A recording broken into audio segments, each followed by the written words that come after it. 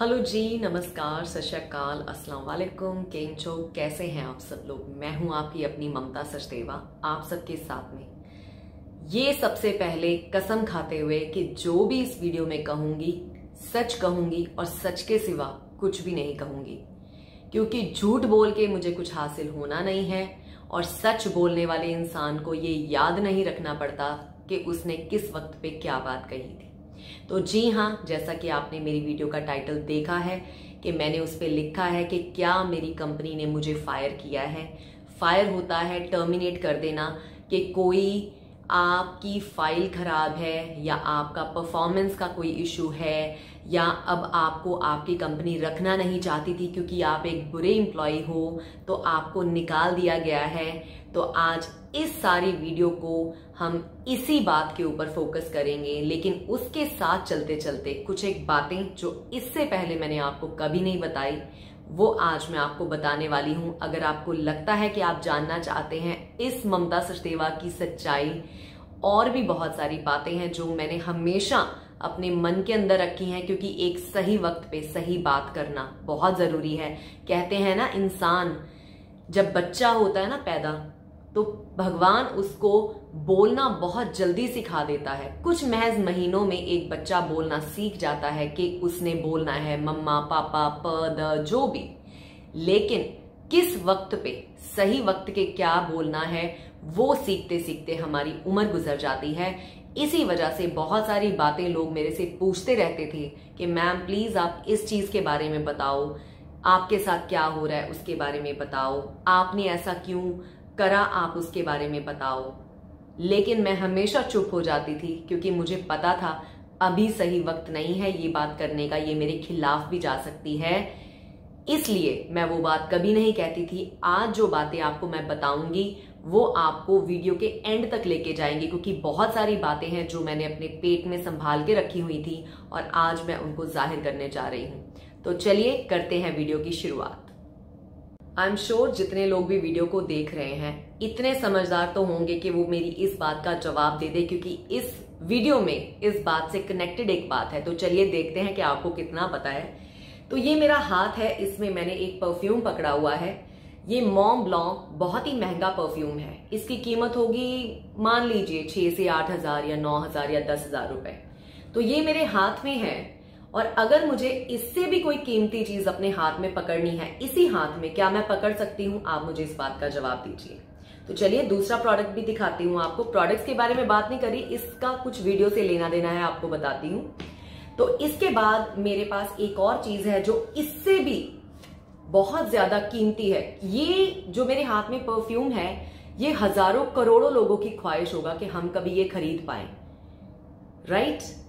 क्योंकि branded perfumes लोग crazy हैं, लोगों को लगता है। लेकिन अगर इसके साथ इसी हाथ में मैंने एक और चीज पकड़नी हो जिसकी कीमत इससे 50 गुना ज्यादा है, क्या मैं पकड़ पाऊंगी इसी हाथ में? तो चलिए दूसरी चीज भी दिखा देती हूँ। मेरे दूसरे हाथ में है राडो की वॉच, जो 900 यूरो की है। 900 यूरो की है, तो मैं इस हाथ में इसको एक ही हाथ में नहीं पकड़ पाऊंगी, तो मेरे हाथ से ये दोनों चीजें ही गिर जाएंगी। अगर मैं दोनों की पकड़ने की कोशिश कर रही हूं एक ही हाथ में, तो मैं सक्सेसफुल नहीं होंगी, राइट? तो वैसे ही मुझे ये भी एक्सक्लूसिव चीज है, अच्छी चीज है, लेकिन मुझे इसको हाथ से निकालना पड़ेगा, इसको छोड़ना पड़ेगा, और तभी मैं इस दूसरे प्रोडक्ट को कंफर्टेबली अपने हाथ में पकड़ पाऊंगी, जो मेरे लिए ज्यादा एक्सक्लूसिव है। तो सेम चीज आई नो, मेरे लिए मेरी ये नौकरी, कैबिन मैनेजर का टाइटल, घूमना फिरना, होटल्स, मनी, बहुत ही मेरे लिए एक्सक्लूसिव चीज है, जो बहुत सारे लोगों का ड्रीम है कि हम इस जॉब में आए। लेकिन इससे कुछ बेटर लाइफ में करने के लिए, आगे बढ़ने के लिए, कुछ और हासिल करने के लिए, कहते हैं ना लोगों में एक भूख होती है, किक होती है उनमें। शायद बहुत सारे साल सेम जॉब कर करके मुझे भी लगने लगा था, अरे women you have more skills, तू इससे भी आगे कुछ कर सकती है, इससे भी आगे बढ़ सकती है। तो अब मेरा वक्त है कुछ ऐसा एक्सक्लूसिव अपने लिए करने का, जिससे कि मैं उसको अपने हाथ में कॉन्फिडेंटली संभाल पाऊं दोस्तों। और इस जर्नी के बीच में मेरे साथ क्या क्या हुआ है उसको भी आपको बताती हूं। अभी इस एक एग्जाम्पल से आप समझ गए होंगे कि मैं आपको क्या बताने वाली हूं। तो जो मेरी लाइफ में अभी मेरे पास था, I know it's a big risk, job को बाय बोलना बहुत बड़ा रिस्क है, लेकिन आगे लाइफ में कुछ बेहतर करने के लिए इंसान को डिसीजंस लेने पड़ते हैं। आपका क्वेश्चन अभी भी उसी जगह पे खड़ा है, फायरिंग वाला, तो भूली नहीं हूं मैं, उस पे भी आऊंगी।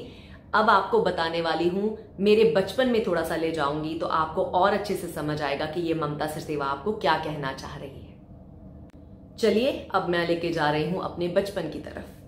मेरे बचपन की बहुत ही ब्रीफ स्टोरी, मैं हमेशा लंबा चौड़ा कभी अपनी लाइफ के बारे में नहीं बोलती।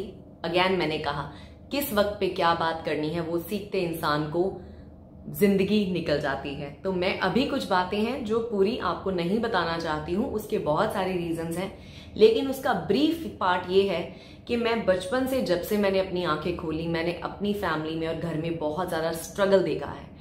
इस लेवल का स्ट्रगल देखा है कि कभी अपनी तरफ ध्यान दिया ही नहीं, अपने बचपन को एंजॉय किया ही नहीं, हमेशा दूसरों के लिए जिया। छोटी सी उम्र में हमेशा दूसरों के बारे में सोचना, घर के बारे में सोचना, खाना पका के स्कूल जाना, हाथों पे आटा लगा होता था, टाइम पे खाना नहीं खाती थी, खेलती नहीं थी, सारा टाइम सारा वक्त घर पे खाना पकाने में, फैमिली मेंबर्स को संभालने में, बहुत सारी चीजों को फेस करने में, स्ट्रगल को फेस करने में, सारा बचपन जो है वो इसी तूफान के बीच में निकला मेरा। तो आप इमेजिन कर सकते हैं कि जब मैंने ज्वाइन किया था, वो मेरे लिए मेरी जिंदगी का सबसे बड़ा मोमेंट था कि मैं मतलब एक तरह से नरक से निकल के स्वर्ग में आई थी। तो आप इमेजिन कीजिए ये जॉब मेरे लिए कितने मायने रखता था, जिसको मैंने इस तरह से जाने दिया। बचपन से ही अपना ना ख्याल रखने की वजह से मेरी बॉडी बहुत ज्यादा वीक थी। जब मैंने ज्वाइन करा था, आपको ये बता दूं कि 6 महीने तक हर फ्लाइट पे मैं वॉमिट्स करती थी, टॉयलेट में अपने आप को लॉक करती थी, मुझे एयर सिकनेस बहुत ज्यादा होती थी। पर क्योंकि मुझे इस जॉब की बहुत जरूरत थी, मुझे इसको पकड़ के रखना था, तो मैंने कभी अपने काम को अफेक्ट नहीं होने दिया। मैं काम करके टॉयलेट में जाके वॉमिट करके बाहर आ जाती थी, पूरी फ्लाइट भूखी रहती थी। होटल्स में जाती थी, जब अपने लेओवर्स पे पहुंचती थी, वहां जाके मैं खाना ही ऑर्डर नहीं करती थी, क्योंकि मुझे होता था कि जो मेरी सैलरी है वो मेरे फ्यूचर के काम आए या मेरे घर वालों के काम आए, या मैं उसको सेव करके रख लूं। मैंने कभी पैसा वेस्ट नहीं किया। मैं अपने कलीग्स के साथ घूमने नहीं जाती थी, मैं खाना खाने नहीं जाती थी, मैं होटल में भी खाना ऑर्डर नहीं करती थी, क्योंकि हमें सिर्फ होटल स्टे फ्री मिलता था, खाना हमें अपनी जेब से ऑर्डर करना पड़ता है। और जो चीज आपको $1 की बाहर मिलती है, होटल्स में वही आपको 5 या 6 गुना या 10 गुना रेट पे मिलती है, क्योंकि होटल्स बहुत महंगे होते हैं। तो ये मेरे बचपन की जो एक रूटीन रही, या मेरी फ्लाइट की एक रूटीन रही, उसने क्या डैमेज करा, उसने मुझे अंदर से बहुत कमजोर बना दिया। मेरी बॉडी अंदर से काफी वीक थी। फ्लाइट जब होती थी, फ्लाइट से पहले भी रात की जैसे फ्लाइट्स होती हैं, मेरी बचपन से आदत है कि मैं मॉर्निंग पर्सन हूँ। मैं सुबह सुबह उठ जाती थी, तो मेरी रात को अगर 2 बजे फ्लाइट है तो पूरा दिन मैं सोती नहीं थी, पूरा दिन मैं जागती थी, फिर पूरी रात फ्लाइट पे जागती थी। उस वजह से भी और ज्यादा मेरी बॉडी का डैमेज होना शुरू हो गया। फिर बारी आई जब एक टाइम पे मैंने अपनी कंपनी में, जब मैं प्रेगनेंसी मोड में आई, तो मैंने सोचा कि अभी मुझे ब्रेक ले लेना चाहिए। तो मैंने एक अपना एग्जैक्ट ब्रेक लिया जब तक मेरा बेटा हुआ। उसके बाद वापस मैंने कंपनी को एज अ कैबिन मैनेजर वापस से ज्वाइन कर लिया। तो मैंने बेसिकली बचपन में भी काम किया, अपने पूरे जवानी टाइम में भी काम किया। मैं ये नहीं कह रही अभी मैं बुढ़ी हो गई हूँ, लेकिन मैंने शुरू से लेकर, अगर मैं देखूं, बचपन से लेकर अभी तक मैं काम ही कर रही थी, काम ही करे जा रही थी। पहले काम किया, बेबी हुआ, वो भी एक अपने आप में काम है। मदर्स मेरे से अग्री करेंगे कि कितना काम एक मदर को होता है। बच्चे को थोड़ा सा स्टेबल किया, उसके बाद वापस जॉब पे चली गई। और डे बाय डे आपको पता है जॉब्स जो है डायनामिक होती जा रही हैं, डिफिकल्ट होती जा रही हैं। और उतने ही पहले क्या होता था, लेओवर्स लंबे होते थे, होटल में स्टे लंबा होता था, थोड़ा रेस्ट मिल जाता था। अभी कुछ सालों से लेओवर्स बहुत छोटे हो गए फ्लाइटों के। आप जा रहे हो, लिटरली कुछ टाइम वहां रुकते हो, फिर इमीडिएटली आपको वापस आना पड़ता है। चलो एज एन एग्जाम्पल मैं आपको बताती हूँ। मान लीजिए मैं आज सुबह 8 बजे उठी, पूरा दिन मैंने घर का काम किया। ऑफकोर्स हम फीमेल, घर का काम भी बहुत सारा होता है, खाना पकाना, फैमिली के लिए कुछ चीजें प्रिपेयर करना, कपड़े सुखाना, जो भी पूरे दिन का टास्क होता है वो मैंने करा। उसके बाद मेरी रात को मान लीजिए फ्लाइट है 2 बजे की, 2 AM, और अगर मैं पूरा दिन नहीं सोती और रात को फ्लाइट पे जाने से पहले भी मैंने अपनी पैकिंग करनी है, तैयार होना है, जाना है एयरपोर्ट तक, एयरपोर्ट पे जाके भी आगे मेरी 12 या 14 या 16 घंटे की अगर मेरी फ्लाइट है विदाउट रेस्ट, तो आप क्या करोगे? तो उससे क्या होगा, उससे आपकी बॉडी डैमेज होगी, उससे आप और टायर्ड होते हो।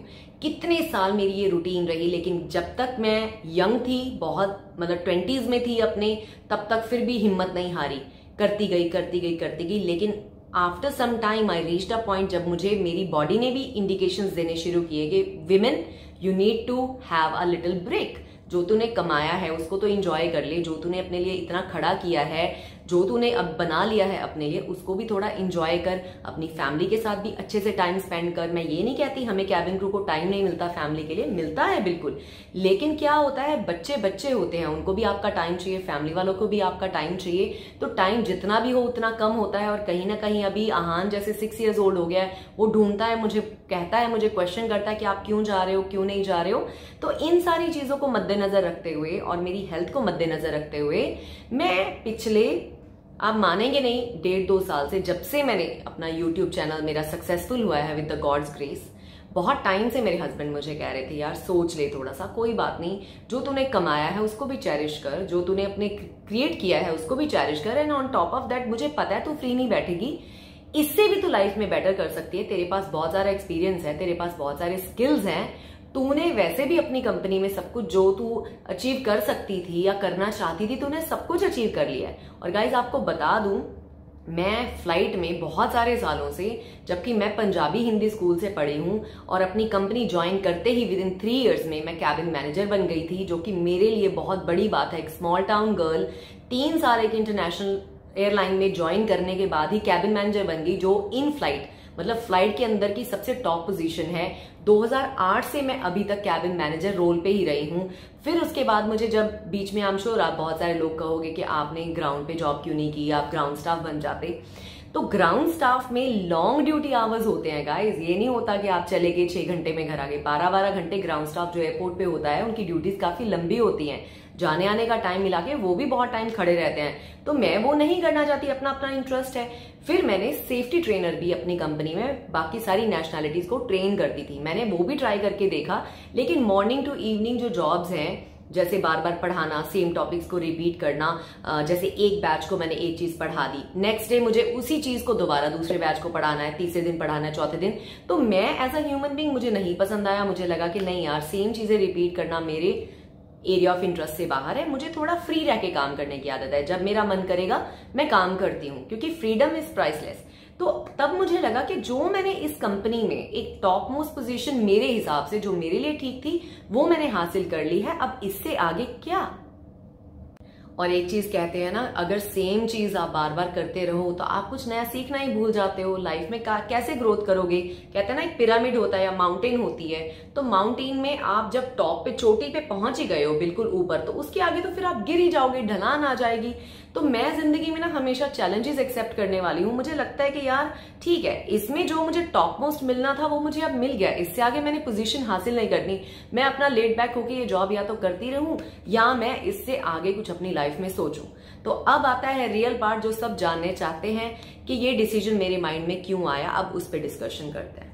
अब हुआ क्या कि जब मैंने अपना यूट्यूब चैनल शुरू किया था, शुरुआती दिनों में मेरे साथ एक इंसिडेंट हुआ था। मैं किसी कंपनी का नाम नहीं लेना चाहती इसमें। मेरे साथ इंसिडेंट क्या हुआ था कि उस कंपनी ने मेरी कंपनी में एक मैनेजर को कंप्लेंट भेजा मेरे खिलाफ, क्योंकि इंडिया में जितने कुछ इंस्टीट्यूट्स चल रहे थे cabin crew air hostess academy वाले, वो नहीं चाहते थे कि हिंदी में इंफॉर्मेशन लोगों तक पहुंचे, क्योंकि मैं क्लियरली कहती थी कि आप इंस्टीट्यूट ज्वाइन मत कीजिए। किसी कंपनी को भी आप अगर कैबिन क्रू चाहिए तो वो ये नहीं कहते कि आपको ये प्राइवेट इंस्टीट्यूट से कोर्स करके ही आना है, ऐसा नहीं था। तो मैं सच इंफॉर्मेशन, मैंने इसी मुद्दे से ही मैंने चैनल शुरू किया था कि मैं लोगों के पैसे बचाऊंगी। बहुत सारे गरीब लोग हैं, बहुत सारे ऐसे लोग हैं जो अफोर्ड नहीं कर सकते 2-2, 2.5 लाख रुपए। तो मेरा मन था कि मैं उनको सच्चाई बताऊं कि भाई पैसे वेस्ट मत करो, आप कैबिन क्रू एयर होस्टेस बिना कोर्सेज किए करो। मैं आपको रोज जितना होगा थोड़े थोड़े टिप्स अपने वीडियोस में हिंदी में समझाऊंगी। तो हुआ क्या, वो सारे लोगों का बिजनेस डाउन हो गया। उन लोगों ने उठा के मेरी कंपनी में मेरी कंप्लेन कर दी, और जिसके चलते मेरी, आपने पहले वीडियो भी देखी होगी, मेरी नौकरी जाते जाते बची। ये तब की बात है जब मैं भी, मेरा चैनल बहुत ऊंची बुलंदियों पे नहीं पहुंचा था, बिल्कुल नॉर्मल चैनल था, तभी की ये बात है। उस टाइम पे जब मुझे डिसिप्लिनरी एक्शन मेरे खिलाफ लिया गया, क्योंकि जब भी ऐसे कोई कंप्लेंट जाती थी उस टाइम पे तो उसका एक्शन लिया जाता था, तो मुझे कंपनी ने सीधा बोला कि आप प्लीज इस तरह के वीडियोस मत डालो, या कुछ और मुझे टर्म्स एंड कंडीशंस कंपनी की तरफ से बता दिए गए कि आप या तो ये चूज करो या ये चूज करो। तो कहीं ना कहीं अब ये चैनल मेरे लिए मेरी जिंदगी बन चुका था, क्योंकि बहुत सारे लोगों की मदद हो रही थी। तो मैं इस चैनल को किसी भी कीमत पे बंद नहीं करना चाहती थी, और मैंने अपने हस्बैंड को आके यही बात बोली और अपने मैनेजर को भी बोली। मैं कहा कोई बात नहीं, आने वाले टाइम में अगर आपको मेरे चैनल में या मेरी किसी बात में गलती लगेगी तो आप मेरी नौकरी चाहे ले लेना, लेकिन फिलहाल मैं इस चैनल को कंटिन्यू करूंगी। तो मैं चुपचाप अपने घर आ गई और अपने हस्बैंड को आके मैंने डिसीजन दिया कि मैं अपना चैनल कंटिन्यू करूंगी। मैं किसी के डर से, नौकरी खोने के डर से मैं अपना चैनल बंद नहीं करूंगी।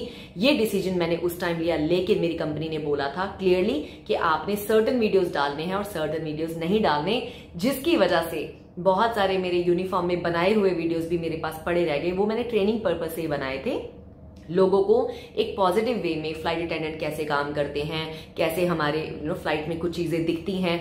लेकिन क्योंकि उस टाइम शुरू में ही मेरी प्रॉब्लम ये हो गई थी मैनेजर के साथ में, तो उनके कहने पे मुझे वो सारा कंटेंट जो था वो चुप करके क्वाइटली उसको रखना पड़ा और उसको मैं पोस्ट नहीं कर पाई। या इनिशियल डेज में कुछ कंटेंट मैंने पोस्ट करा, फिर उन्होंने मुझसे बोला कि आप इसको लॉक कर दीजिए, आप इसको पब्लिक लोगों को मत दिखाइए। उस वजह से बहुत सारी ऐसी वीडियोस बनी हुई आज भी मेरे चैनल पे पड़ी हुई हैं, जो अब जब मैं उनके साथ काम नहीं कर रही हूं जिस कंपनी के साथ, तो अब मैं अपनी मर्जी से उन वीडियोस को रिलीज कर सकती हूं, एज लॉन्ग एज अगर उसमें कुछ कंपनी के बारे में या किसी इंसान या किसी कम्युनिटी या किसी रिलीजन के बारे में या कल्चर्स के बारे में कुछ गलत नहीं बोला हुआ, जो कि मैंने नहीं बोला है। तो ये थी कंप्लीट स्टोरी मेरे यूट्यूब चैनल की, जिसकी वजह से बहुत सारा टाइम मैं डर डर के वीडियोस बनाती थी, ये सोच के वीडियोस बनाती थी कि कहीं मेरी कंपनी फिर से, या बहुत सारे लोग जो मेरे खिलाफ हैं, या इवन सम कोलीग्स भी मुझे पुट डाउन करने की कोशिश कर रहे हैं, वो कहीं कोई कंप्लेंट मेरे खिलाफ और ना कर दे, जिससे एक बैड नोट पे मेरी जो जॉब है वो एंड ना हो। तो इस वजह से मैं क्वाइटली चुप करके अपने चैनल के ऊपर फोकस करती गई। सो अब बात आ जाती है मेरी हेल्थ की। तो हेल्थ का चैप्टर कब से शुरू हुआ? पिछले 1 साल, 1.25 साल से ही मैं फ्लाइट्स पे जाती थी, तो मुझे बहुत ज्यादा कहीं ना कहीं डिफरेंट बॉडी पार्ट में पेन होना शुरू हो जाता था। तो एक दिन मैंने चेकअप कराया, डॉक्टर ने मुझे बोला कि आपके लेग में, लेफ्ट लेग में वेन्स का इश्यू आ रहा है, क्योंकि आप बहुत टाइम खड़े रहते हो। क्योंकि मैं घर में भी सारा दिन काम करती थी, फ्लाइट पे भी काम करती थी, और कैबिन क्रू को इन जनरल भी कुछ बहुत लंबा अरसा अगर वो फ्लाई करते हैं तो कुछ एक हेल्थ इश्यूज कुछ लोगों को आने शुरू हो जाते हैं। और मैं वेजिटेरियन हूँ, बाहर जब खाना ढंग से नहीं खाती थी, मीट खाती नहीं थी, वेजिटेरियन के नाम पे मुझे फ्रेंच फ्राइज या पिज्जा या पास्ता, ये 3 चीजें पूरी दुनिया में मिलती थी, उसमें न्यूट्रिशन कम होता है, तो जिसकी वजह से बहुत वीक होती जा रही थी डे बाय डे। और आपको बताने की जरूरत नहीं है, वो मदर्स मेरे से अग्री करेंगी कि डिलीवरी के बाद कहते हैं आधी जान माँ की बच्चे में ट्रांसफर हो जाती है, माँ और भी वीक फील करती है। और मैं डिलीवरी के बाद गाइज मुझे रेस्ट भी नहीं मिला बिल्कुल भी। मैंने कंप्लीटली कुछ महीनों के बाद ही मैंने जॉब ज्वाइन कर ली थी, जिसमें कि आपको पता है डे नाइट का स्केड्यूल रहता है। तो बात यहाँ आके खत्म होती है कि मैं काफी बीमार रहने लगी बीच में, तो मेरे सिक लीव थोड़े से बढ़ने लग गए। तो मैंने अपने मैनेजर से एक बार मीटिंग की, उन्होंने मुझे बोला कि आप प्लीज थोड़ा अपनी हेल्थ का ध्यान रखो। तो मैंने उनको एक्सप्लेन करा कि मेरी दवाई चल रही है। तभी घर आके मैंने सोचा कि यार अब ना मेरे ख्याल से मुझे सोच लेना चाहिए। और अभी एट द सेम टाइम जब मैंने ये मेरी हेल्थ का प्रॉब्लम चल रहा था, उसी टाइम पे ही मेरा चैनल भी टचवुड अच्छा ग्रो कर रहा था, क्योंकि मैं चैनल पे भी अच्छा फोकस कर रही थी, कंटेंट अपना अच्छा डाल रही थी, तो रिस्पॉन्स लोगों का अच्छा आ रहा था और मेरा चैनल भी अच्छे प्लेटफॉर्म पे पहुंच गया। इसी स्टोरी के साथ साथ में क्या हुआ, मुझे बहुत सारे ऑफर्स आने लगे डिफरेंट जगह से। मैं किसी का नाम नहीं लेती, पर वो ऑफर्स मेरे लिए काफी अच्छे थे। मुझे काफी ज्यादा पैसे ऑफर होने लगे कि आप प्लीज हमारा ये प्रमोट करो, या हमारे ऑफिस में आओ, इसकी वीडियो बनाओ, ये करो वो, बहुत सारे प्रोजेक्ट्स। लेकिन प्रोजेक्ट्स करने के लिए क्या चाहिए था? सबसे पहले टाइम, जो मेरे पास था नहीं। सेकेंडली मेरी जॉब खुद की इतनी डायनामिक थी, तो मैं किसी को ना मीटिंग करने जा सकती थी, ना मिलने जा सकती थी। और सबसे बड़ा आपको रूल बता दूं, जब आप एक कंपनी में काम कर रहे होते हो तो you have to be very careful कि अगर आप किसी का प्रोजेक्ट ले रहे हो तो वो एक्चुअली लीगल नहीं होता। अब मेरे हाथ में, क्योंकि जैसे मैंने आपको बताया मेरे हाथ में ऑलरेडी ये परफ्यूम है जो मेरी जॉब है, लेकिन मुझे अब ऑफर अगर आ रही है इस साइज की, ठीक है, तो मैं वही कंफ्यूज हो गई कि अब इसको हाथ में पकड़ा हुआ है, फैमिली को भी देखना है, अब मैं कोई और अच्छी ऑफर आ रही है तो उसको मैं मना कर रही हूँ।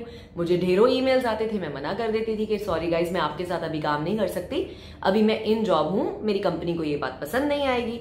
तो इस तरह से बहुत टाइम से मैं करती आ रही थी, हेल्थ भी चल रही थी साथ में ये। फिर मैंने सोचा कुछ टाइम पहले कि यार देखो, अभी तुमने इस जॉब में, इस कंपनी में बहुत कुछ अचीव कर लिया, यू शुड बी थैंकफुल। अभी इसको तुम, जैसे मैंने कहा, अभी इसको अपने हाथ से जाने दो और जो बेटर अपॉर्चुनिटी तुम्हारे लिए आने वाले टाइम में आएगी, और उस फील्ड में जाने के लिए, जैसे सोशल मीडिया फील्ड में पूरा जाने के लिए पूरी डेडिकेशन चाहिए, टाइम चाहिए। और फिर लोग भी वेट करते हैं, जैसे आप कमेंट्स करते हैं, मैं जवाब नहीं दे पाती थी, ईमेल्स चेक नहीं कर पाती थी, या कई बार मेरे वीडियोस बिल्कुल बिना एडिटिंग के मुझे डालने पड़ते थे क्योंकि टाइम ही नहीं होता था ये एडिटिंग करने का ढंग से, क्योंकि बिजी रहती थी ऑल द टाइम। क्योंकि as a cabin manager responsibilities बहुत ज्यादा रहती हैं, छुट्टी वाले दिन आके भी आपको रिपोर्ट्स बनानी है, कभी ऑफिस में जाके कुछ एक्सप्लेन करना है, तो बिजी रहती थी। लेकिन ऑफर्स बहुत अच्छे आ रहे थे, टू बी ऑनेस्ट। तो फिर हमने डिसाइड करना शुरू किया, ये 2019 की बात है, कि मैं नौकरी छोड़ दूंगी। लेकिन होता क्या है कि एक ब्रांड के साथ इतनी अटैचमेंट हो जाती है, जिसकी वजह से मैंने कुछ एक महीने इसको ड्रैग किया। अगर मैं सच बोलूं आपसे, दवाइयां लेती थी, फ्लाइट पे चली जाती थी, रेस्ट करती थी, लेओवर पे जाके कुछ अपना काम करती थी, वापस आ जाती थी। लेकिन डे बाय डे रियलाइज हुआ कि तबीयत और ज्यादा बिगड़ रही है, चैनल अच्छा चल रहा है। तो मैंने डिसाइड कर लिया अपने मन में कि मैं ये नौकरी छोड़ूंगी। तो मार्च में, जैसा कि मैंने पहले भी कहा, मैं छुट्टी पे जाने वाली थी। उससे पहले मैंने टेस्ट कराए, क्योंकि मैं बहुत बीमार हो गई थी। फरवरी मार्च की बात है, शुरू की, काफी बीमार थी। मैंने यहाँ एनएमसी हॉस्पिटल है, मेरे डॉक्टर है वहां पे, मैंने उनसे जब चेकअप कराया तो उन्होंने मुझे सीधा बोला, कह रहे देखो Mamata, you have to choose your health, और जो तूने कमाया है तू उसको इंजॉय तो कर। क्योंकि वो डॉक्टर भी मेरे फ्रेंड ही हैं, तो उन्होंने मुझे बोला, कह रहे यार कोई बात नहीं, अब तूने इतना कर लिया अपनी लाइफ में, इतना स्ट्रगल कर लिया, घर बना लिया, बच्चा है, फैमिली है, थोड़ा सा ब्रेक लेने में बुराई नहीं है। तू अपना ब्रेक ले, थोड़ा सा रेस्ट कर, प्रॉपर रात को सो। कितने सालों से तू रात को ढंग से सोई नहीं है, दिन में सो रही है, रात में सो रही है, तो तू एक ब्रेक ले। तो मैंने, जब डॉक्टर ने मुझे पंप अप करी बात, तो मैंने घर आके ये डिसाइड करा और मैंने आके अपना रेजिग्नेशन टाइप कर दिया। अब लेकिन क्योंकि मेरी जिंदगी की सबसे कीमती चीज ये, जैसे कहते हैं ना, किसी चीज को अपने हाथ से छोड़ना बहुत बड़ी बात होती है। और वैसे भी मैं जब से काम कर रही हूँ गाइस, इसी ब्रांड के साथ कर रही हूँ। इस कंपनी में मैंने तब से काम किया जब ये कंपनी शुरू हुई थी। बड़े बड़े ऑफिसेज नहीं थे, कोई मैनेजर्स नहीं होते थे, हम ऐसे फेस टू फेस बातें करते थे। मैं तब से इस कंपनी में हूँ। 2004 में मुझे सिलेक्ट किया गया था इस कंपनी में। 2005 जनवरी 9 को मैं इस कंट्री में लैंड हुई, और इस कंपनी ने मुझे नेम फेम सब कुछ दिया। तो होता है ना एक इमोशनल अटैचमेंट। प्रैक्टिकली तो मन बना लिया बहुत टाइम से कि भाई छोड़ना है, लेकिन वो इमोशन जो जुड़ा हुआ था ना इनके साथ में, और आज भी है, उस इमोशन ने मेरी वो जो बॉन्डिंग है ना रखी कि नहीं यार चल अभी भी कोई बात नहीं, आके करूंगी। तो मैं मार्च में जब फ्लाई आउट करके गई हूँ, एक्चुअली उस फ्लाई आउट का मेन रीजन 2 थे। एक रीजन था कि मेरा बेटा एक हफ्ते पहले ही एज अ यूएम, जो एक स्पेशल फ्लाइट बच्चों की, मैंने एक्सप्लेन किया है कि अकेले बच्चे भी जा सकते हैं, मैंने अहान को उसके ग्रैंड पेरेंट्स के पास छुट्टियों पे भेजा था, क्योंकि कोरोना दोनों जगह ही फैल रहा था। लेकिन मेरी छुट्टियां शुरू हो रही थी, मैंने सोचा अभी मेरे बच्चे को भेज देती हूँ, 2 दिन 3 दिन के बाद मैंने चली जाना है। तो ये प्लान था। तो मेरे जाने से पहले ये सारी प्लानिंग करके मैं घर से, जब मैं अपनी फ्लाइट लेकर गई हूँ वहां पे, जाने से पहले मैंने सोचा नहीं मैं आके करूंगी। और क्योंकि अगर मैं पहले जाने से इसको सबमिट करके जाती तो उसका नुकसान क्या होता, फिर वो वेकेशन वगैरह शायद इफेक्ट हो जाती, या टिकट्स इफेक्ट हो जाते, या मतलब ये कह लो कि कभी कभी इंसान थोड़ा कश्मकश में होता है कि चल कोई नहीं, आराम से आके करती हूँ, टाइप इन कर लिया। अब जब मैं इंडिया में गई, वहां जाके मैं स्टक हो गई, आप सबको पता है। तो इंडिया में ऑलमोस्ट 4 महीने फ्लाइट्स बंद हो गए, हम वहां स्टक हो गए। मैं बीमार हुई, बीच में फीवर वगैरह आने लग गया, काफी तबीयत और ज्यादा खराब हो गई, सिर्फ इस वजह से कि वापस नहीं आ पा रहे। गाइस, जहां आप रहते हो 15 साल से, वो ही आपका घर बन जाता है। अब कहीं ना कहीं इसी घर में, इस एटमॉस्फेयर में रहने की मुझे आदत है। वहां पे हम इतना सोच के नहीं गए थे, हम तो 15 दिन के लिए सिर्फ गए थे। मैंने अप्रैल फर्स्ट वीक में वापस आ जाना था ऑन जॉब। लेकिन हुआ क्या, जब मैं 4 महीने वहां पे स्टक थी, तो 1 जून को न्यूज आई हमारी कंपनी की तरफ से कि हमारी कंपनी अभी कितने महीने, मतलब बहुत सारे डेस्टिनेशंस को अभी नहीं चालू कर रही, क्योंकि सब जगह एयरपोर्ट बंद है। और मेरे से ज्यादा आप लोग जानते हैं कि पूरी एयरलाइंस में इस वक्त क्या हो रहा है। उसके मैं एक सेपरेट वीडियो आपके लिए जरूर डालूंगी, अगर आप जानना चाहते हैं। मेरे डिस्क्रिप्शन बॉक्स में आप लिख सकते हैं कि सारी कंपनीज इस वक्त स्टाफ के साथ क्या कर रही हैं। अब मैं आपसे पूछना चाहती हूँ, अगर आपकी दुकान में 500 ग्राहक आ रहे हैं, ठीक है। अगर 500 ग्राहक आ रहे हैं तो उनके अटेंड करने के लिए आपको 10 या 15 स्टाफ की जरूरत है, ठीक है। अगर आपके पास ग्राहक ही 5 आ रहे हैं तो आप 10 स्टाफ रखोगे। तो सेम चीज क्या हुआ, हमारी कंपनी ने भी 1 जून को बहुत सारे स्टाफ को ये लिख के भेजा कि अभी फिलहाल के लिए हमारे पास बहुत सारा स्टाफ है और हमारी फ्लाइटें नहीं कहीं जा रही हैं और आप लोग कितने टाइम से घरों में बैठे हो, इस वजह से इसको एक म्यूचुअली ये कह सकते हैं कि इस स्टाफ को ये बोला गया कि आपको हम फिलहाल के लिए रिडंडेंट कर रहे हैं, लेकिन कल को हमारी कंपनी में कोई जॉब्स खुलेंगी, कोई अपॉर्चुनिटीज आएंगी तो you are more than welcome to come and join. तो इस तरह से ये एक प्रोसेस हुआ जिसमें मेरा नाम भी आया। लेकिन क्योंकि मैं तो पहले ही छोड़ने वाली थी, मेरे लिए तो ये खुशी की खबर हो गई, देन अ सैड खबर, क्योंकि मैं डिसाइड नहीं कर पा रही थी। तो जब ये मेरे पास ईमेल आया तो मैं एक्चुअली मेरे हस्बैंड की तरफ देख के मैंने स्माइल किया और मैंने कहा कि चलो कोई बात नहीं, ये भगवान ने मुझे एक साइन दिया है कि चलो भाई अब बस हो गया, अब तुमने बहुत काम कर लिया ये वाला, अब तुम आगे लाइफ में इससे बेटर कुछ करो, and that is the story. तो अब आपको ये बता दूं कि आपके क्वेश्चन का आंसर, जो बहुत सारे लोग ना 3 या 4 ऐसे कमेंट्स आए जो बहुत ही दिल में एक तीर की तरह लगने वाले थे, जिसमें ये बात कही गई थी, अरे तेरी नौकरी चली गई है लेकिन तेरी अकड़ नहीं गई। तो मैं उनको ये जवाब देना चाहती हूँ, नौकरी मेरी गई नहीं है और ना ही मेरे में कोई अकड़ थी और ना भगवान करे कभी मेरे में अकड़ आए। मैं 5 स्टार में बैठ के भी खाती थी तो खुश थी, जमीन पे बैठ के खाऊंगी भी तो खुश हूं। मैंने अपने स्टैंडर्ड कभी जिंदगी में इतने ऊपर किए ही नहीं, क्योंकि मेरे माँ बाप ने और मेरे कल्चर ने और मेरे देश ने मुझे ये सिखाया है, जितनी चद्दर होती है उतने ही पैर पसारने चाहिए। अगर चांदी की थाली में मिलेगा तो खुश होके खाना, अगर हाथ में या एक कहते हैं कागज पे या अखबार के ऊपर भी रोटी रखी हुई मिली तो भी उसकी इज्जत करनी है। मैं उन इंसानों में से एक हूं, ना मेरे में कभी गुरूर था और ना ही कभी आएगा। तो इस बात का जवाब आई एम श्योर अभी आपको मिल गया होगा। मैंने आपको सारी की सारी स्टोरी थोड़ी थोड़ी कनेक्ट करके इसको बताई है ताकि आप हर चीज और हर पहलू को अच्छे से समझ पाएं। जिंदगी में कभी कभी कुछ बड़ा करने के लिए कुछ जो आपके हाथ में होता है उसको छोड़ना जरूरी होता है। जो हमारे शोल्डर्स पे हम अपने दुख, तकलीफें, परेशानियां या कोई पुरानी चीजें अगर हम कंधों पे हमेशा रख के चलेंगे ना तो हम जिंदगी में अपने कंधे उठा के नहीं चल पाएंगे। मैंने भी अपनी जिंदगी में यही बिलीव किया कि जो अभी मेरे पास था उसको थोड़ा सा जाने देना जरूरी है। नंबर 1 मेरी हेल्थ को ठीक करना है। नंबर 2 जो मेरे पास और अच्छे ऑफर्स आ रहे हैं कंपनीज की तरफ से, उन्होंने मुझे कहा है कि वो जैसे कोई नया एयरक्राफ्ट किसी कंपनी में लॉन्च होता है, मैं नाम नहीं ले रही हूं, उन्होंने मुझे लिख के भेजा, ममता जी आप हमारी फ्लाइट में आओ, आप हमारे फर्स्ट क्लास का रिव्यू करो, बिजनेस क्लास का रिव्यू करो, जिसमें वो मुझे फ्लाइट की टिकट भी देंगे, होटल का स्टे भी देंगे, ऊपर से मुझे कुछ कैश भी मिलेगा, लेकिन ऑनेस्ट रिव्यू करना होगा। तो अगर मेरे पास ऐसे अच्छे ऑफर्स आ रहे थे और किसी एक कंपनी की वजह से, क्योंकि ये रूल होता है कि अब अगर आप एक सोप की ऐड कर रहे हो, मान लो अगर मैंने एक सोप की ऐड में बोल दिया कि लक्स अच्छा है, तो मैं ये नहीं बोल सकती दूसरी ऐड में कि संतूर अच्छा है, कॉन्ट्रैक्ट साइन करना पड़ता है। तो सेम वे में अगर मैं एक ब्रांड के साथ काम कर रही थी तो मैं किसी और के ब्रांड को अच्छा नहीं बोल पाती कि ये अच्छे हैं, क्योंकि इन अ वे वो लोग कॉम्पिटिटर्स हैं। तो मुझे इसलिए अपने लिए और अपनी फैमिली के लिए देखना था,